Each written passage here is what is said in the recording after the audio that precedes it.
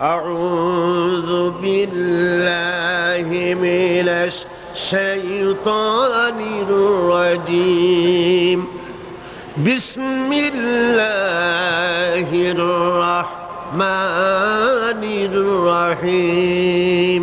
সফলতা, সাফল্য এবং ব্যর্থতা দুনিয়ার চৌহদ্দির ভিতরে সীমাবদ্ধ, এটা মনে করলে মারাত্মক ভুল করা হবে। দুনিয়ার এই চৌহদ্দির ভিতরে সফলতার বিফলতার মানদণ্ড সীমাবদ্ধ নয়, বরং আমাদের আরেকটা জীবন আছে। যারা পরকালের জীবনকে বিশ্বাস করে না, তারা দুনিয়ার সফলতায় বিশ্বাসী। কথা বুঝতে পেরেছেন? তারা এই পৃথিবীতে মারিং কাটিং করে সমানে খায়, সমানে মারে, যা খুশি তাই করে। আর যারা পরকালকে বিশ্বাস করে তারা এগুলি করতে পারে না। এই জন্যে জীবনের সফলতা, আসল সফলতা হবে কিয়ামতের দিন। আল্লাহ রাব্বুল আলামিন তার বান্দাকে যদি মাফ করে দেন, যদি দয়া করে জান্নাত দান করেন, এটাই হলো জীবনের সফলতা। সুবহানাল্লাহ। আল্লাহ পাক বলছেন সাফল্যের কোরআনী ধারণা ভিন্ন রকম। সূরা বাকারার প্রথম দিকেই বলা হয়েছে জীবন সফল হওয়ার জন্য কি কি করা লাগবে। জীবন যাদের সফল হবে তাদের গুণ বর্ণনা করা হচ্ছে। শোনেন, আল্লাহ পাক বলছেন যারা নাকি গায়েবকে বিশ্বাস করবে, অদৃশ্যকে বিশ্বাস করবে। আমরা বিশ্বাস করছি কিনা? আর যারা জবাব দিলেন না তারা বুঝি করেন নাই। অদৃশ্য বোঝেন তো? অদৃশ্য কি? আল্লাহ পাক। আল্লাহ পাকের দেখি না কিন্তু বিশ্বাস করি নি। এত আস্তে করলেন কেন? বিশ্বাস করছি কিনা? অবশ্যই করেছি, হাজারবার করেছি, জীবনের বিনিময় করি। আল্লাহ পাক আছেন, ছিলেন, আছেন, থাকবেন। হুয়াল হাইয়ুল কাইয়্যুম। গায়বকে যারা বিশ্বাস করে, যারা নামাজকে প্রতিষ্ঠা করে এবং নিজের রিস্ক থেকে যা সে ইনকাম করে তার থেকে আল্লাহর রাস্তায় খরচ করে, আর কি সেই কিতাবের উপরে বিশ্বাস করে, এর পূর্বে যত কিতাব এসেছে ওই কিতাবের উপরেও বিশ্বাস করে, ওয়াবিল আখিরাতি হুম ইউকিনুন, এবং পরকালকে বিশ্বাস করেছে যারা, তারা কি? এবার আসতেছে আসল কথাটা। উলাইকা আলা হুদাম মির রাব্বিহিম ওয়া উলাইকা হুমুল মুফলিহুন। এরাই হচ্ছে সত্য পথ, সত্য পথের উপরে রবেন তার মালিকের পক্ষ থেকে, মালিকের দেখানো পথের উপরে প্রতিষ্ঠিত, এবং এরাই সফল কাম। সুবহানাল্লাহ, এরাই সফল কাম।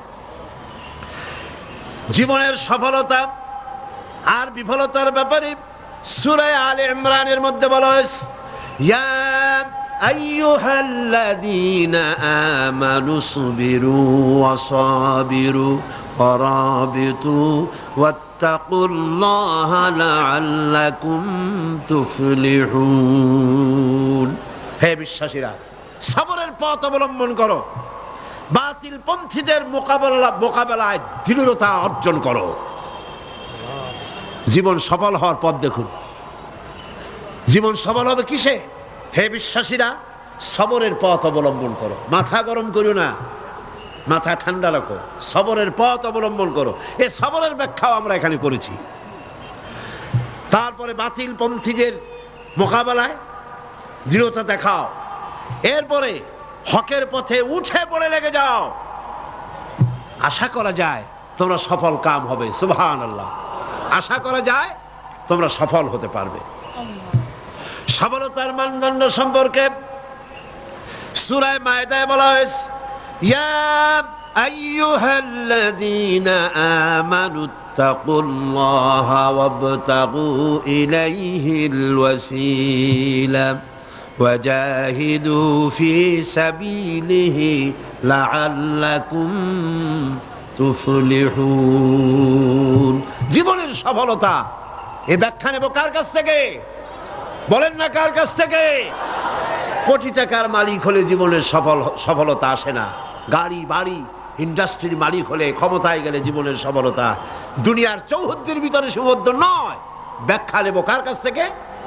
ওই আল্লাহ পাক বলছেন, হে বিশ্বাসীরা, জীবন তোমার সফল হবে আল্লাহকে ভয় করো। কারে ভয় করতে হবে? রাষ্ট্রকে, পুলিশকে, আর্মিকে, প্রধানমন্ত্রীকে, প্রেসিডেন্টকে কারবার করতে হবে। জোরে চিল্লা এখন আল্লাহ রাব্বুল আলামিনকে ভয় করো, আর আল্লাহর নৈকট্য, আল্লাহর দরবারে পৌঁছার জন্য নৈকট্য অবলম্বন করো, নৈকট্য লাভের অনুসন্ধান করো। আল্লাহর কাছে যাওয়ার জন্য নৈকট্য লাভের অনুসন্ধান করো। ওয়াবতাগু ইলাইহিল ওয়াসিলা, এর তাফসীর করা হচ্ছে আমলে সালেহ, নেক কাজ করো, সেই নেক কাজগুলি তোমার জন্য জান্নাতে যাওয়ার ওসিলা হয়ে যাবে। সুবহানাল্লাহ, ওসিলা তালাশ করো।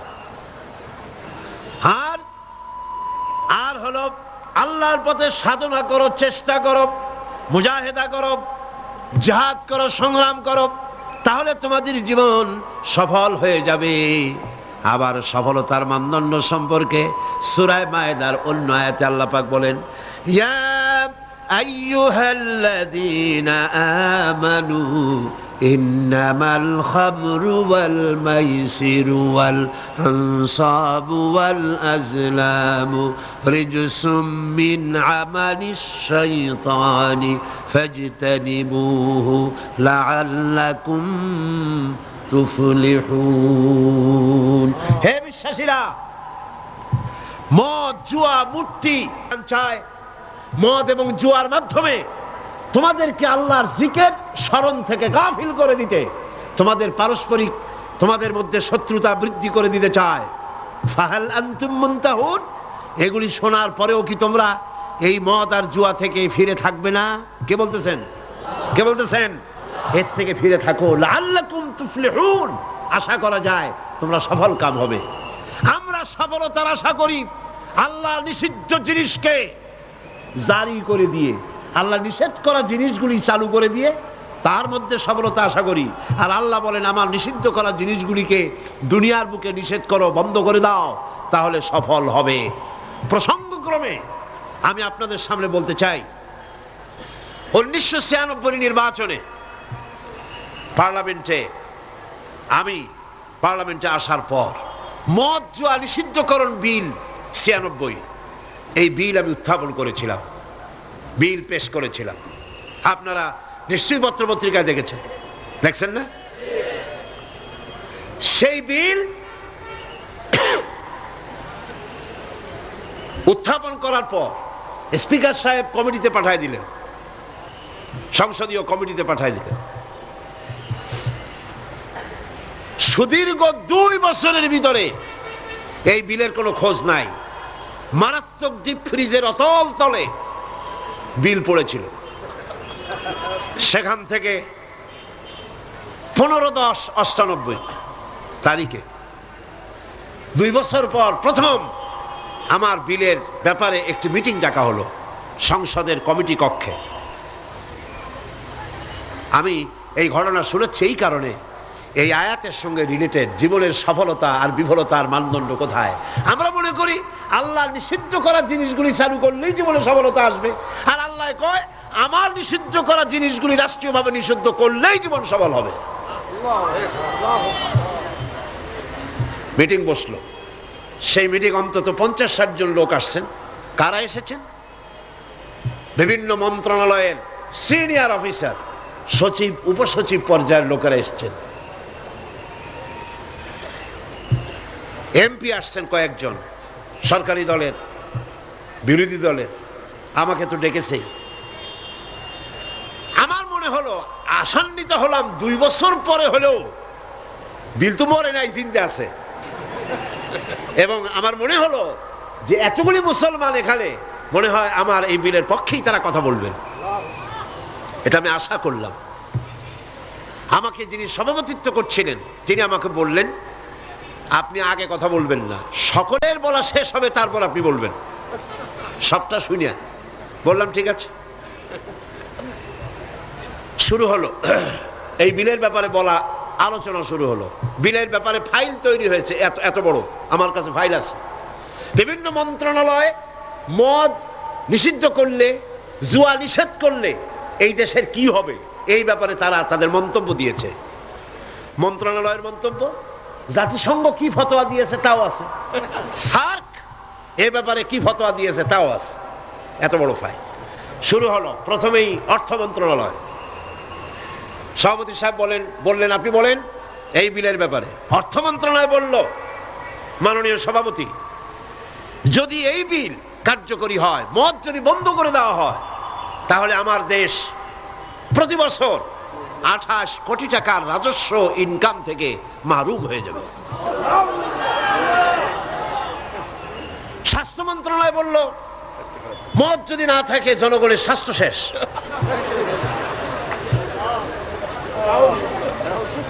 ব্যাখ্যা দিচ্ছি, তাদের বক্তব্যের ব্যাখ্যাও আছে।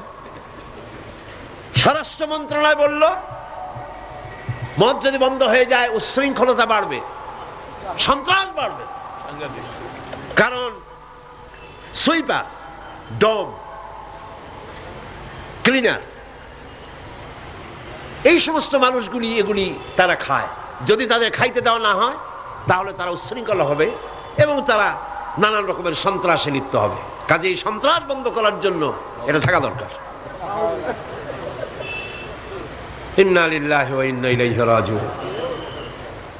খুব হতাশ হলাম এবং মনে মনে ভাবতে থাকলাম যে আল্লাহ, আজকের এই মিটিং এর ছবি তো তোমার ক্যামেরা ধারণ করছে। কিয়ামতের দিন এই লোকগুলি কি জবাব দেবে তোমার দরবারে? আমি তো আমার বাপের বিল নিয়ে হাজির হই নাই, আমার বাপের বিল তো নিয়ে হাজির হই নাই।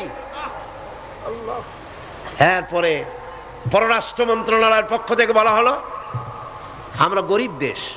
যুক্তি দেখুন, আমরা গরিব দেশ, ডোনাররা আমাদেরকে সাহায্য দেয়, বিদেশি সাহায্যদাতারা, দাতা গোষ্ঠী, তারা আমার দেশে সাহায্য নিয়ে আসে। ওনাদেরকে যদি একটু মদুনা দিতে পারি তো দিলাম কি, একটু মেহমানদারি তো করা উচিত। এই মেহমানদারি না করতে পারলে আমরা তো সর্বনাশ হয়ে যাবে দেশ। সুতরাং এটা বন্ধ করার অর্থই হলো বিদেশি সাহায্য বন্ধ হয়ে যাওয়া। এইভাবে বিভিন্ন মন্ত্রণালয় বলতে লাগলেন আর আমি বসে বসে কুইনিয়ান গিলতে লাগলাম। সর্বশেষ ইসলামী ফাউন্ডেশন, সভাপতি সাহেব বললেন, ইসলামী ফাউন্ডেশনের ডিজি সাহেব, তার নামের একটা মৌলানা লাগানো আছে। তিনি বললেন, মৌলানা সাহেব আপনি বলেন। আমি এই লোকটার চেহারা জীবনে দেখি নাই, ওই প্রথম দেখলাম। আমি ভাবলাম অন্তত সে যাই হোক, নামের আগে যখন একটা মৌলানা আছে, জি, তাহলে উনি এই বিলের পক্ষে কথা বলবেন, আমার ধারণা হলো। কিন্তু সর্বনাশ, তিনি বললেন কি, আহা, চাকরি করতে গিয়ে মানুষ এইভাবে ইমান বিক্রি করে? অবাক হলাম আমি। চাকরি করতে গিয়ে মানুষ তার ইমান বেচে। তিনি বললেন, এই বিল আমি তার কথাই কোট করছি, আমার সব মুখস্থ। তিনি বললেন, এই বিল আমি আগে পাই নাই, মিটিং এ এসে বিলটা পেলাম। বিল পড়ে দেখলাম যিনি বিল উত্থাপন করেছেন তিনি একটি ধর্মীয় আবেগের উপরে ভিত্তি করে এই বিল পেশ করেছেন। এটি হচ্ছে ইসলামের নামে আরেকটি অনইসলামিক কাজ। তিনি বললেন এইটা এর কারণ হলো যুক্তি। শোনেন যুক্তি, কত বড় আলেম তিনি, সোজা কথা। তিনি বলছেন যে আমার দেশে অমুসলিমরা আছে, আমার জন্য যেটা হারাম সেটা তাদের জন্য হালাল, আমাদের জন্য যেটা হালাল সেটা তাদের জন্য হারাম। আমার দেশে অমুসলিম বহুত আছে, সুতরাং আমরা যদি মদ নিষিদ্ধ করি অন্য জাতির উপরে তা জুলুম হবে। আর আল্লাহ বলেছেন লা ইকরাহা ফিদ্দীন, ইসলামে কোনো বাড়াবাড়ি নেই। তিনি আরো এক ধাপ আগিয়ে গেলেন। তিনি বললেন, শুধু এই বিলের ব্যাপারেই নয়, বাংলাদেশের সংবিধানের মধ্যে আল্লাহর উপর ঈমান এবং অবিচল আস্থার কথা বলেও অমুসলিমদের উপরে, সংখ্যালঘুদের উপরে প্রেসার ক্রিয়েট করা হয়েছে, জুলুম করা হয়েছে। এই বক্তব্য শেষ হওয়ার পর আমাকে সময় দিল, কপাল খারাপ, মাগরিবের বাকি তখন 10 মিনিট, সামান্য সময় পেলাম। আমি বললাম, সভাপতি সাহেব, এতক্ষণ পর্যন্ত আপনার আমন্ত্রিত মেহমানেরা যেসব আইনের বই দিয়ে কথা বলেছেন সেগুলো আইনের বই, আর আমি যে আইনের কিতাব দিয়ে আজকে আপনাদের সামনে দলিল নিয়ে এসেছি সে আইনের কিতাবখানি হচ্ছে আকাশের নিচে জমিনের উপরে সর্বশ্রেষ্ঠ আইনের কিতাব, যার নাম কোরআন শরীফ। আমি যে বিল পেশ করেছি এই বিল আমার বানানো নয়, এটি মানুষের তৈরি করে নয়। আপনার অর্থ মন্ত্রণালয় বলেছে 28 কোটি টাকার ক্ষতি হবে, প্রতি বছর 28 কোটি টাকার ক্ষতি হবে রাজস্ব ইনকাম থেকে মদ বন্ধ করলে। কিন্তু আমি বলতে চাই, আল্লাহ পাকের নিষিদ্ধ জিনিসকে আপনারা হালাল করবেন, 28 কোটি নয়, বন্যার পানির মতো হাজার হাজার 28 কোটি টাকা আল্লাহ বন্যার পানি দিয়ে ভাসায় দেবে। আপনারা ঠেকাইতে পারবেন না, ঠেকাতে পারবেন না। খেতে দেওয়ার মালিক কে? ইমাম খোমেনিকে আমেরিকান প্রেসিডেন্ট বলেছিলেন, আমার বন্দীদেরকে ছেড়ে দাও, কূটনীতিকদেরকে ছেড়ে দাও, যদি না ছাড়ো তাহলে তোমাদের খাদ্য এবং রসদ যা আমরা পাঠাই ইরানে তা পাঠানো বন্ধ করে দেব। ইমাম খোমেনি ভার্সিটি সিটই করছিলেন নাকি? খোমেনি সাহেব কি বললেন? ইতিহাস সাক্ষী। খোমেনি সাহেব বললেন, আমেরিকার প্রেসিডেন্ট সাহেব, তুমি খাবার দেবা না এই কথা কইয়া ভয় দেখাও কারে? আমি তো সেই জাতি যার বছরের ভিতরে 1 মাস উপাস থাকা ফরজ, বছরে 1টা মাস না খেয়ে থাকা ফরজ। তুমি আমারে ভয় দেখাও না খেয়ে থাকা, তোমার খাদ্যের পরোয়া আমি করি না। সুতরাং ভয় তো করতে হবে আল্লাহ পাক। খাদ্য দেওয়ার মালিক তিনি, খাবারের মালিক দেওয়ার মালিক কে? আল্লাহ রাব্বুল আলামিন বলেছেন, ওয়ালাউ আন্না হালাল কুরা আমানু ওয়াত্তাকাউ লাফাতাহনা আলাইহিম বারাকাতিম মিনাস সামাই ওয়াল আরদ। দেশের লোকেরা, জনপদের লোকেরা যদি আমার উপর ঈমান আনে আর আমাকে ভয় করার নীতি যদি অবলম্বন করে চলে, তাহলে আকাশ আর জমিনের সব বরকতের দরজা আমি আল্লাহ তাদের জন্য খুলে দেব। রিজক দেওয়ার মালিক তো আল্লাহ। কে মালিক? আল্লাহ পাক। আল্লাহর হারাম জিনিসকে আপনারা জারি রেখে 28 কোটি টাকা পাওয়ার লোভ করছেন। কত 28 কোটি চলে যাবে ঠিক পাবেন না। পেঁয়াজের ঝাঁজ কত টের পান না এখন? পেঁয়াজের ঝাঁজ কত? এক সময় সিলেটের নাম ছিল 2টি পাতা 1টি কুড়ির দেশ, ঠিক না? 2টি পাতা 1টি কুড়ির দেশ সিলেট। আর এখন 2টি কাঁচামরিচ 1টি পেঁয়াজের দেশ বাংলাদেশ। মানুষ যখন নিজের দাম বোঝে না তখন আল্লাহ জিনিসের দাম বাড়ায় দেয়। দাম কার? পেঁয়াজের নাম আর কার দাম? মানুষের দাম। মানুষ তার দাম বোঝে নাই, আল্লাহ কাঁচামরিচের দাম বাড়াই দেয়। যা, পেঁয়াজের দাম, কাঁচামরিচের দাম, হাবিজাবির দাম বাড়িয়ে গেল, মানুষেরা না খেয়ে মরতেছে। সুতরাং আপনারা ঠেকাবেন কি করে? স্বরাষ্ট্র মন্ত্রণালয় বলছে উচ্ছৃঙ্খলতা বাড়বে। আশ্চর্য কথা। আল্লাহ বলছেন উচ্ছৃঙ্খলতা কমবে, আর আপনি বলতেছেন বেড়ে যাবে। কি আশ্চর্য কথা। স্বাস্থ্য মন্ত্রণালয় বলছে যে স্বাস্থ্য খারাপ, স্বাস্থ্য ভালো হবে মদ খাইলে, না খাইলে স্বাস্থ্য খারাপ হবে।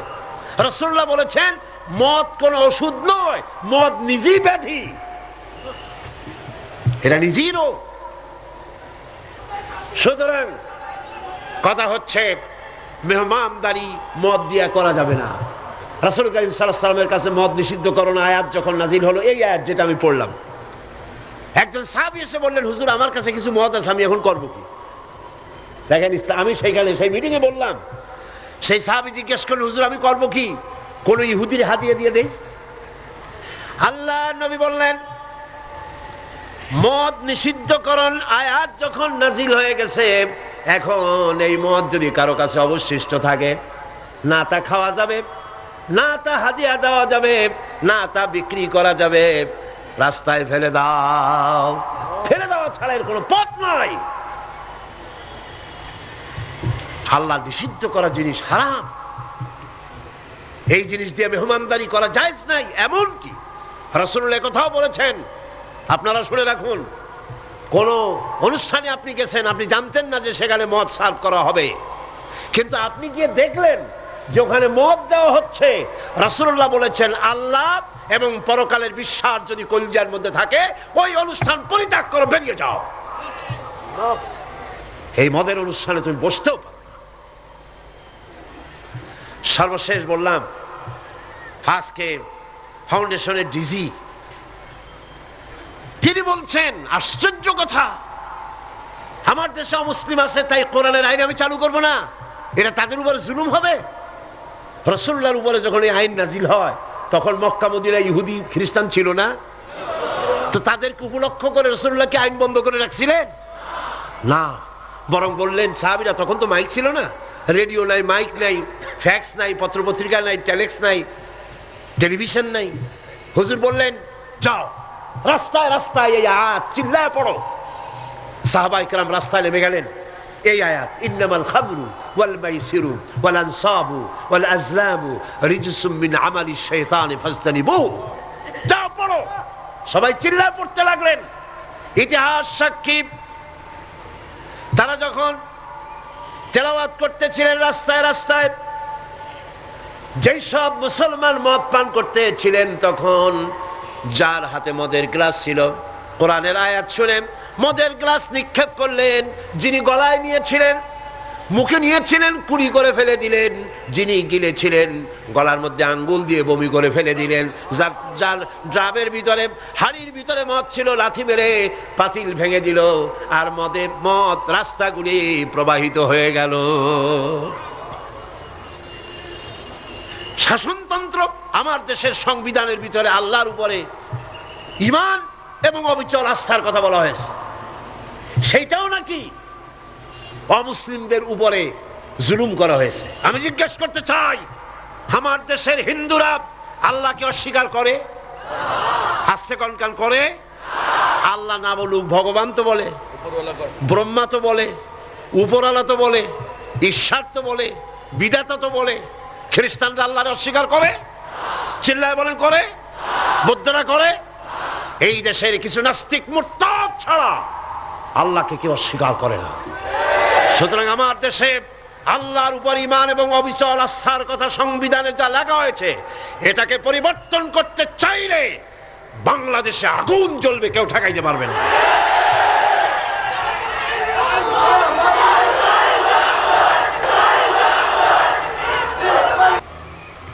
দুই বছর পর একবারের জন্য এটা উঠলো, আমি সব কথা বলতে পারলাম না, মাগরিবের আজান হয়ে গেল। আমাকে বলা হলো এই বিল আবার আরেকদিন আমরা মিটিং করব।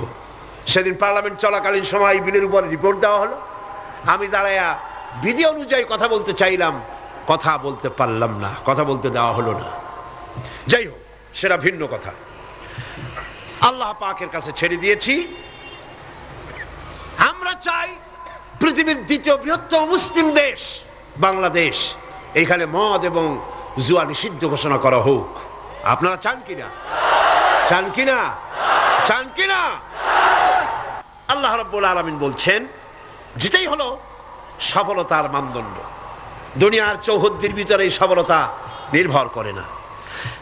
সূরা হজে বলা হয়েছে, ইয়া আইয়ুহাল্লাযীনা আমানু রুকউ ওয়াসজুদু ওয়া'বুদু রাব্বাকুম ওয়াফআলুল খায়রা লাআল্লাকুম তুফলিহুন। হে বিশ্বাসীরা, রুকু করো, তোমরা রুকু এবং সিজদা করো, আর নিজের রবের বন্দিগি করো, নেক কাজ করো।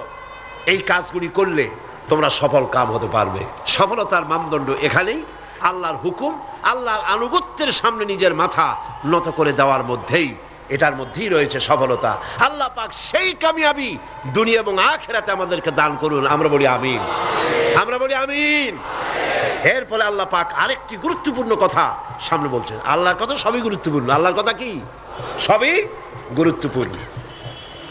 আল্লাহ পাক বলেন, وَمِنَ النَّاسِ مَن يَشْتَرِي لَهْوَ الْحَدِيثِ لِيُضِلَّ عَن سَبِيلِ اللَّهِ بِغَيْرِ عِلْمٍ وَيَتَّخِذَهَا هُزُوًا أُولَئِكَ لَهُمْ عَذَابٌ مُهِينٌ।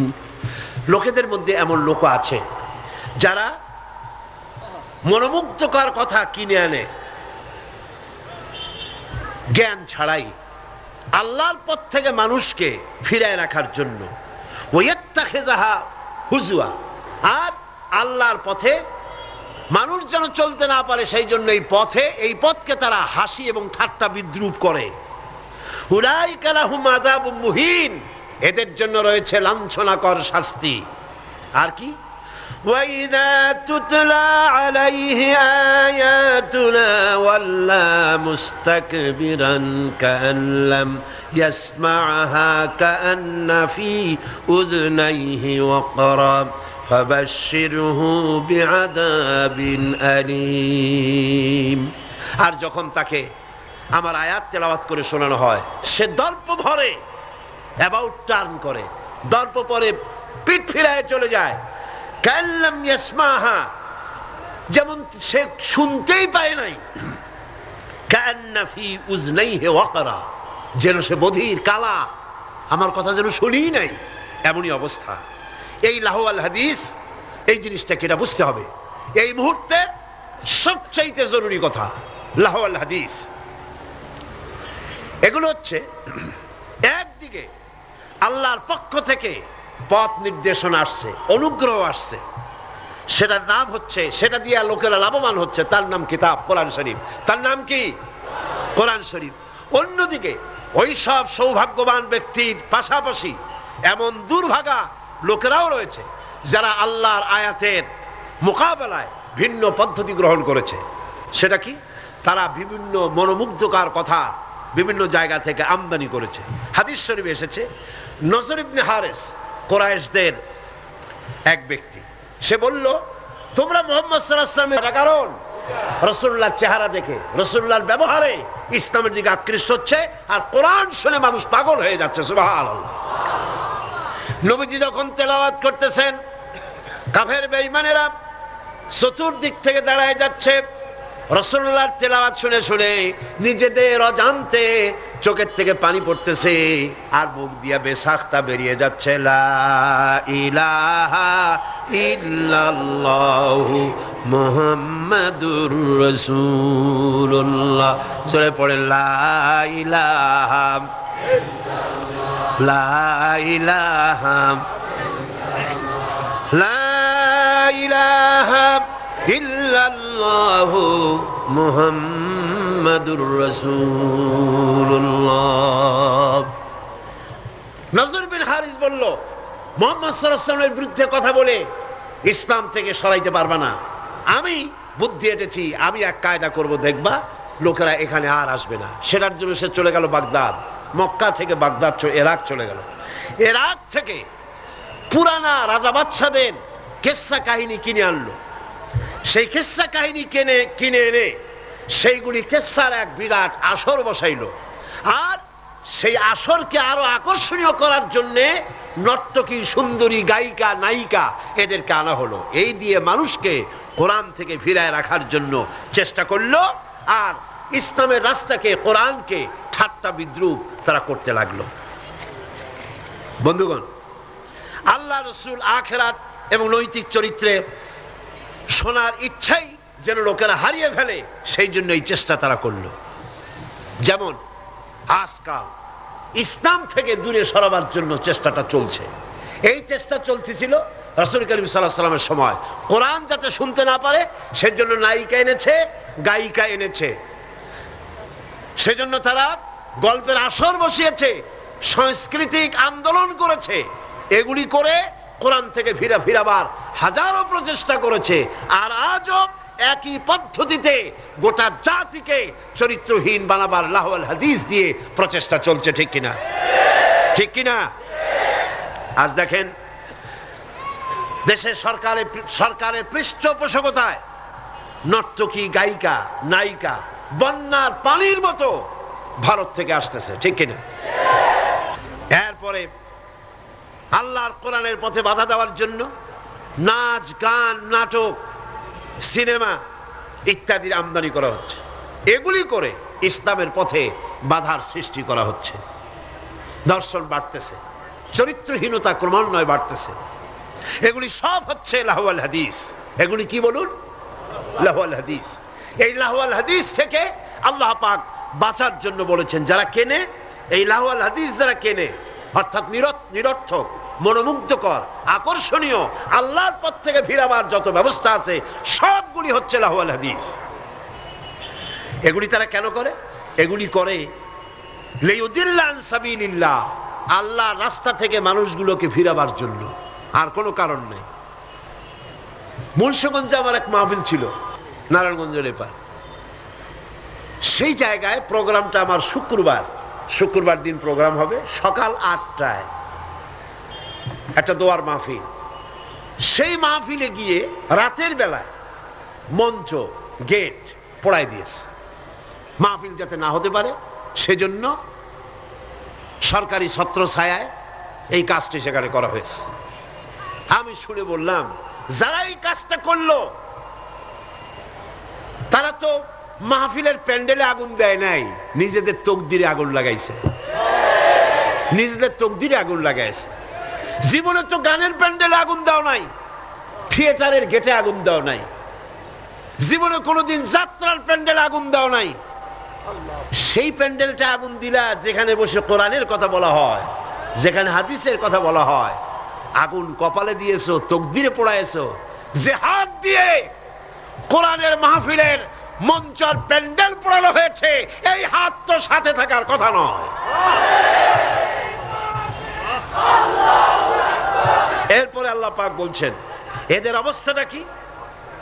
এরা ওয়াইত্তাখিদাহা হুজওয়া, আল্লাহর পথে আহ্বানকারীদেরকে তারা ঠাট্টা বিদ্রুপ করে।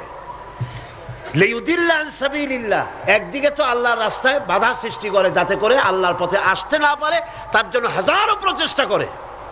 2 নম্বরে ঠাট্টা বিদ্রুপ করে ইসলামওয়ালা, টুপিওয়ালা, নামাজওয়ালা, দাড়িওয়ালা, নানান কথা বলিয়া ইসলাম যারা করে তাদেরকে ঠাট্টা এবং বিদ্রুপ করে।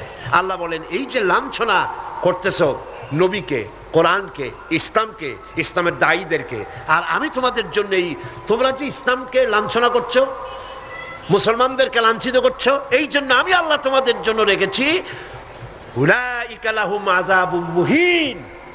ইসলামকে যারা লাঞ্ছিত করছো, মুসলমানদেরকে যারা লাঞ্ছনা দিচ্ছ, তোমাদের জন্যই লাঞ্ছনাদায়ক শাস্তি আমি আল্লাহ রেখে দিয়েছি কিয়ামতের দিন। এদের অবস্থাটা কি? আল্লাহ বলেন, এদের অবস্থা হচ্ছে وَإِذَا تُتْلَى عَلَيْهِ آيَاتُنَا وَلَّى مُسْتَكْبِرًا كَأَنْ لَّمْ يَسْمَعْهَا كَأَنَّ فِي أُذُنَيْهِ وَقْرًا। এদেরকে যখন আল্লাহর আয়াত তেলাওয়াত করে শোনানো হয়, দর্প পরে পিঠ ফিরায় চলে যায়, আমল দিতে চায় না। আল্লাহ বলেন, এমন ভাবে অহংকারে ফিরে যায়, কান্না ফি উযনাইহি ওয়াকরা, মনে হয় যেন কানা বধির, শুনি নাই। ফাবাশশিরহু বিআযাবিন আলীম, এদেরকে কঠিন শাস্তির সুসংবাদ দাও। কঠিন শাস্তির কি দাও? কঠিন শাস্তির কি সুসংবাদ হয়? কি হয়? দুঃসংবাদ। আল্লাহ বলছেন কি? সুসংবাদ। এটা একটা দৃষ্টান্ত দিলে আপনারা বুঝবেন। আমি মাঝে মধ্যে এটা দৃষ্টান্ত দিয়ে এভাবে বুঝাই। ছেলে যদি মায় কন্ট্রোল করতে না পারে, খুব দুষ্ট ছেলে, মায় কন্ট্রোল করতে পারে না, মা তখন বলে, আমার কথা তো শুনলি না, দাঁড়া, অপেক্ষা কর, তোর বাবা আসবে, আমি তার কাছে বলবো। এমন পিঠটি লাগাবে, তখন মজা টের পাবি। পিটাইলে কি মজা লাগে নাকি? তাহলে এটা বলছে কেন?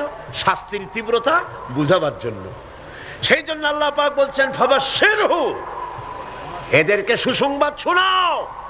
পীড়াদায়ক, যন্ত্রণাদায়ক শাস্তি এদের জন্য রয়েছে যারা ইসলামের পথে বাধা দেয় আর ইসলামকে দিয়ে যারা ঠাট্টা বিদ্রুপ করে। মরিয়া দেখো, তারপরে টের পাবা। এখন তো কিছু আল্লাহ কবে না। আল্লাহ খুব, আল্লাহর ধৈর্য আমাদের চাইতে কম না বেশি? সুবহানাল্লাহ, সুবহানাল্লাহ, কম সুবহানাল্লাহ। চিন্তা করা যায়, আল্লাহ যদি আমাদের মতো এরকমের বদমেজাজি হইতেন, মেজাজ খারাপ হইতো, কবে ভাঙ্গে চুরে সব শেষ করে ভালাইতেন।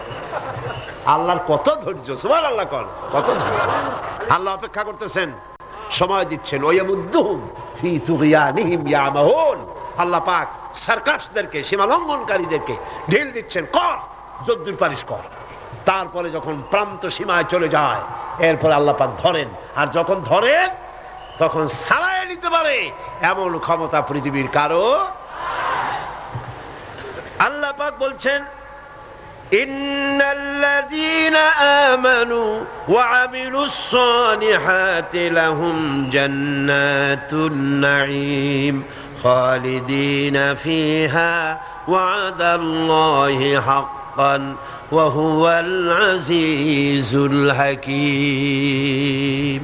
নিশ্চয়ই যারা ঈমান এনেছে, আমলে সালেহ করেছে, তাদের জন্য রয়েছে নিয়ামতে পরিপূর্ণ জান্নাত। সুবহানাল্লাহ।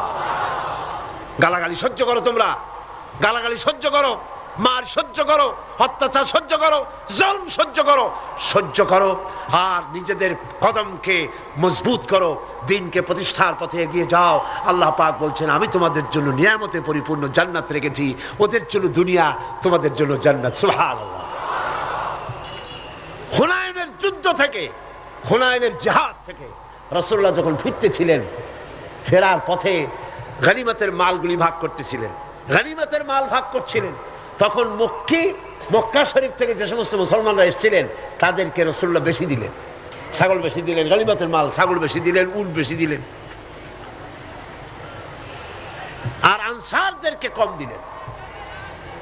হযরত সাদ রাদিয়াল্লাহু তাআলা আনহু, যিনি আনসারদের নেতা ছিলেন, তিনি রাসূলুল্লাহকে বললেন, হুজুর, বন্টন যা করলেন এতে কিন্তু আনসারেরা একটু নারাজ হয়ে গিয়েছে, তারাই বেশি স্যাক্রিফাইস করলো, অথচ গনিমতের মাল তারা কম পেয়ে গেল। হুজুর বললেন, তোমার মত কি? কয়, আমিও ওই রকমই, অর্থাৎ ওইটাই সমর্থন করি, আমাদেরকে একটু বেশি দেওয়া উচিত ছিল।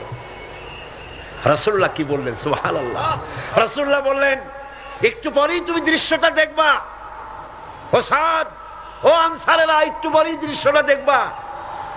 মক্কায় যারা ফিরে যাবে তারা নিয়ে যাবে উট, ভেড়া, ছাগল, আর মদিনায় যারা ফিরে যাবে তারা নিয়ে যাবে আল্লাহ রাসূলকে সাথে নিয়ে যাবে, আল্লাহ রাসূলকে সাথে নিয়ে যাবে। কোনটা বেশি?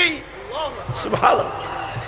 দুনিয়ায় ঠাট্টা করে, বিদ্রুপ যারা করে, গালাগালি করে, সহ্য করো এবং তাহাম্মুলের সাথে পরিস্থিতির মোকাবেলা করো।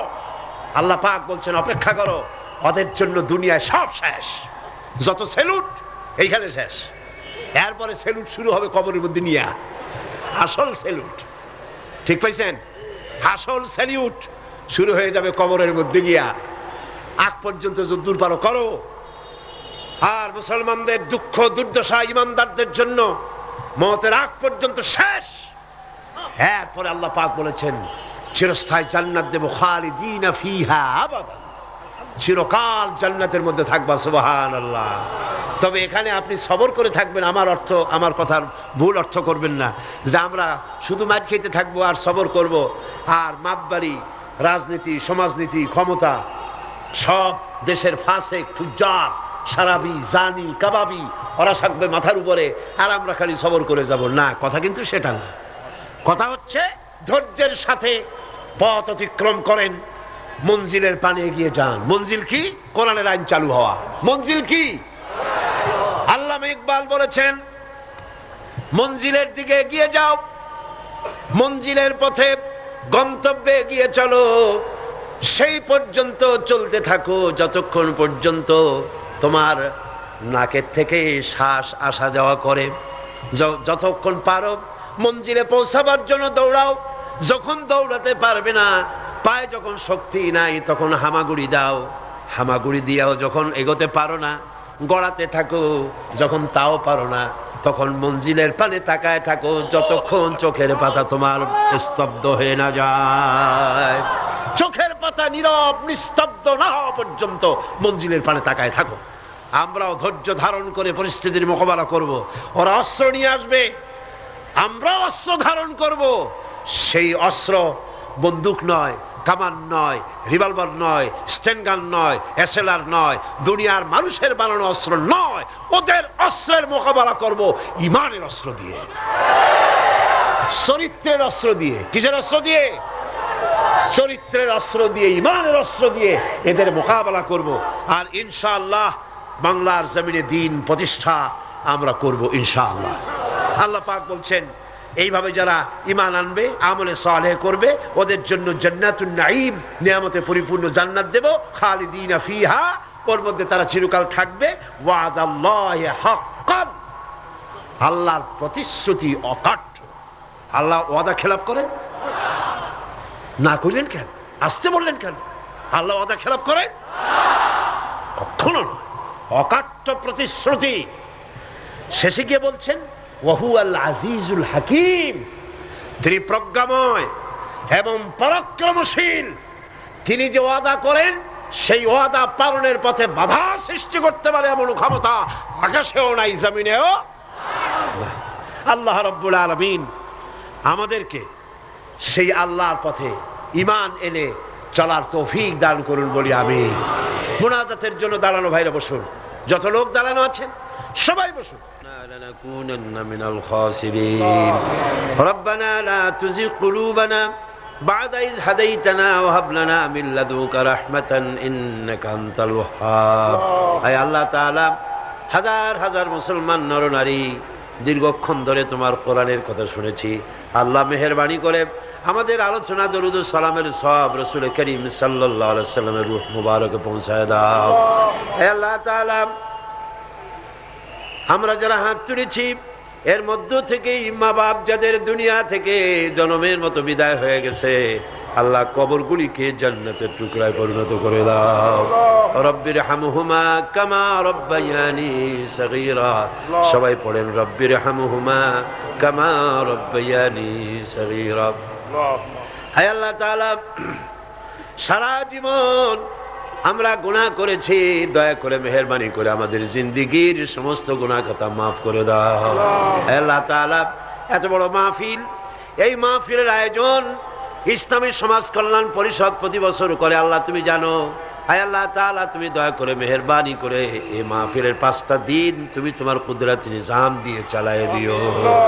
হে আল্লাহ, অর্থনৈতিক দিক থেকে যে অসুবিধা আছে, হে আল্লাহ তাআলা, মালদার লোক যারা, আয় আল্লাহ তুমি দয়া করে তাদের দিলকে বড় করে দাও, তারা যেন ওনাদের সঙ্গে দেখা করে গোপনে গোপনে তোমার নবী যেভাবে বলেছে ডান হাতে দাও বাম হাতে যেন ঠেল না পায়। এইভাবে করে কোরআনের খেদমতে এই এলাকার মুসলমানগুলি যেন, মুসলমান নারী পুরুষ সবাই যেন এগিয়ে আসে। আল্লাহ সকলের দিল আর হাত তুমি খুলে দাও রব্বুল আলামিন। আয় আল্লাহ তাআলা, কোরআনে কারীমের কথা শোনার জন্য দূর দারাজ থেকে লোকেরা আসে, আর যারা এখানে বলেন আল্লাহ তুমি দয়া করে তাদের বলার তৌফিক দান করে দিও। আপনারা দোয়া করেন আমার কণ্ঠস্বরের জন্য, শরীরের জন্য, আল্লাহ যেন এই মাহফিলের জন্য উপযোগী কথা যেন হক ভাবে সুন্দর করে মানুষের সামনে উপস্থাপন করার তৌফিক যেন আল্লাহ পাক দান করেন। আমি যা বলি তার জন্য আমি নিজে আমল করতে পারি, আল্লাহ এই তৌফিক যেন দান করেন। ربنا تقبل منا إنك أنت السميع العليم وتب علينا إنك أنت التواب الرحيم سبحان ربك رب العزة عما يصفون وسلام على المرسلين الحمد لله رب العالمين واجعل آخر كلمتنا عند الموت لا إله إلا الله محمد رسول الله। السلام عليكم ورحمة الله।